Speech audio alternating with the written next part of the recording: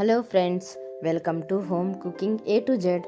ఈరోజు మన రెసిపీ వచ్చేసి కోల్కత్తా స్టైల్ చికెన్ కషా. దీనికోసం మనం ముందుగానే 2 ఆనియన్స్ని చాప్ చేసి పెట్టుకోవాలి.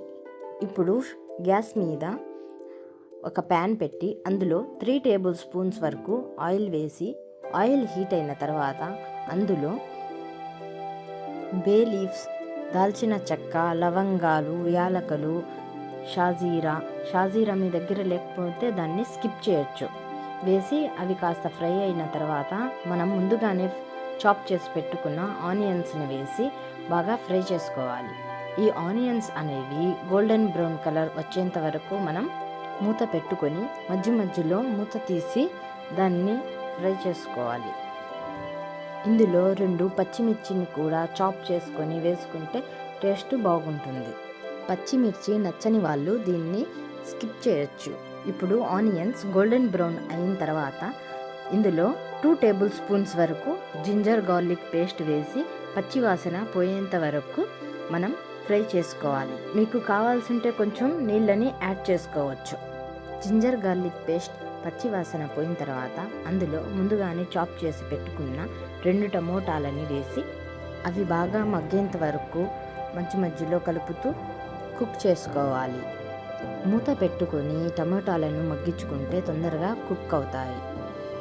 మూత తీసి టమాటాలని కొంచెం గరిటెతో మ్యాష్ చేసుకొని ఇప్పుడు ఇందులో కొంచెం పసుపు, మన టేస్ట్కి తగ్గట్టుగా కారం మరియు మన టేస్ట్కి తగ్గట్టుగా ఉప్పు వేసి ఇందులోనే 1 టేబుల్ స్పూన్ వరకు ధనియాల పౌడర్, 1 టీ స్పూన్ వరకు జీరా పౌడర్ మరియు 1 టీ స్పూన్ వరకు గరం మసాలా పౌడర్ వేసి 5 నిమిషాల వరకు కలుపుకొని మూత పెట్టి మసాలాల్లో నుంచి ఆయిల్ పైకి తేలేంత వరకు ఉడికించుకోవాలి.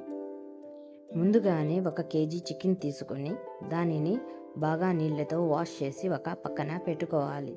ఇప్పుడు మసాలాల్లో నుంచి నూనె బాగా పైకి తేలిన తర్వాత 1-2 సార్లు మనం కలుపుకొని ఈ చికెన్ని అందులో వేసి బాగా మసాలాలన్నీ చికెన్కి పట్టేలాగా మనం కలుపుకోవాలి. 5-10 నిమిషాల వరకు ఇలాగే లో ఫ్లేమ్ మీద కలుపుతూ ఉంటే మసాలాలన్నీ చికెన్కి బాగా పడతాయి. మనకి కావాలంటే దీనిలో కొంచెం నీళ్లు వేసి కూడా కలుపుకోవచ్చు.